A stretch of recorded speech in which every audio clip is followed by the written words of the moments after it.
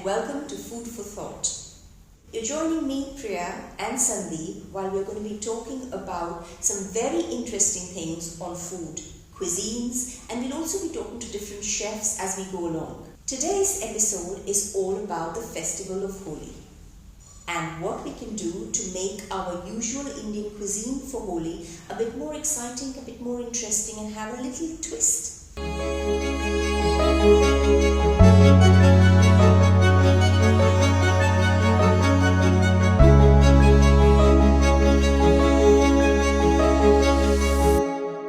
Hi Priya, nice to have you here. I have seen this book written by you about festive flavors.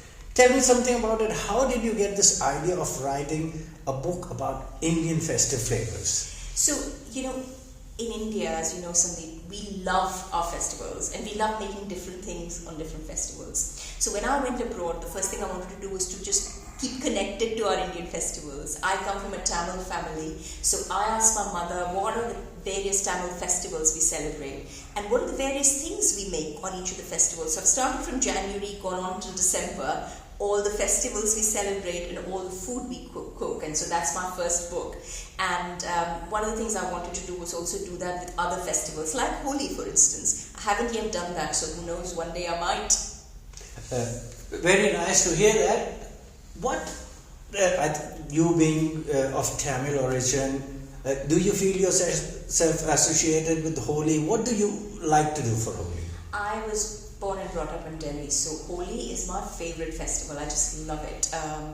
I love the food. I love the kanji you drink in Holi, the gujiyas that you eat, and I've been eyeing those gujiyas for a very long time, so I'll come back to that, Sandeep.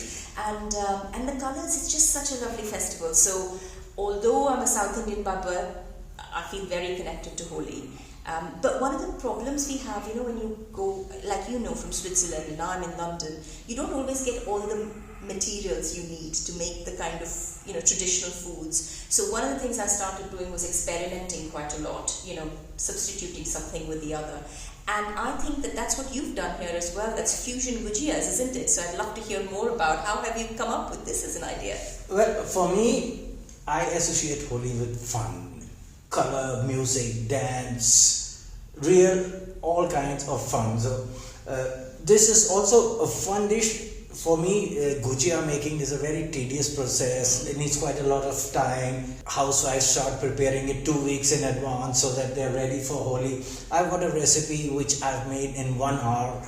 So used a very simple puff pastry recipe. I made the filling, everything ready in around half an hour and half an hour of baking. This gujia has got French flavors inside it, and I've garnished it with Indian flavors, that is rose and almonds. Tastes fantastic. Last year, for example, for Holi, I made these bhang truffles. Although the bhang had no THC, it was very mild, it did not have anything. People just realizing that these balls have got bhang in it, people thought they were high already, although there was nothing really in that. That is what I say is fun. You have to try and get such new creative recipes that people freak out, because a normal gujia, a normal truffle, people have eaten all around the year. So it should be something different, something exciting. That is what I try to do with this gujia as well. Make it simple and exciting, fun to eat. And I'd love to hear some more ideas about other festivals as well. But obviously we've talked about gujiyas and Holi and how we can make, taking it from 2 weeks lead time to half an hour or 1 hour that you took to prepare. Any other recipes that you have in mind that we can all think about and prepare quickly? Well, right now I don't have one simple thing in my mind which I should say this is the one that you can use. But there are a lot of recipes that I have been modifying, trying to simplify as much as possible.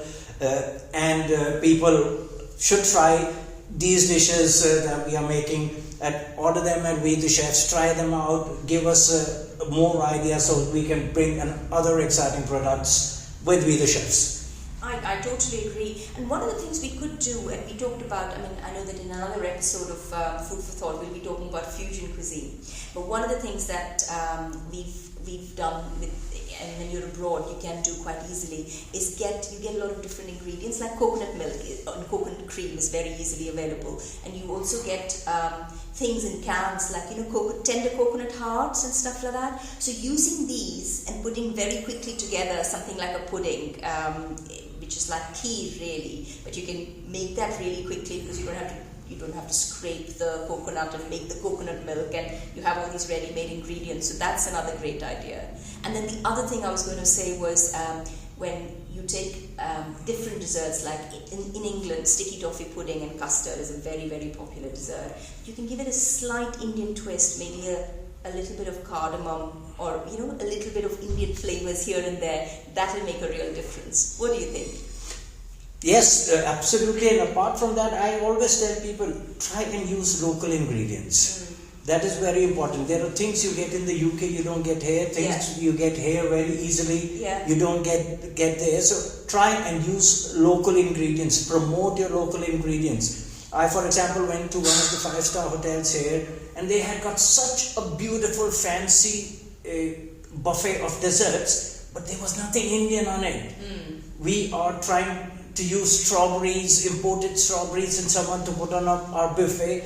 When we have fresh mango season there, nothing with mango, we're using strawberries.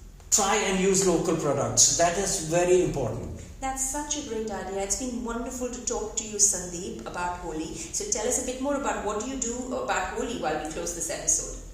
Well, for me, Holi is all about fun, music, dance, and obviously food. I'm going to try my gujiyas for food, have fun with friends, with relatives. That is the tradition that we always have.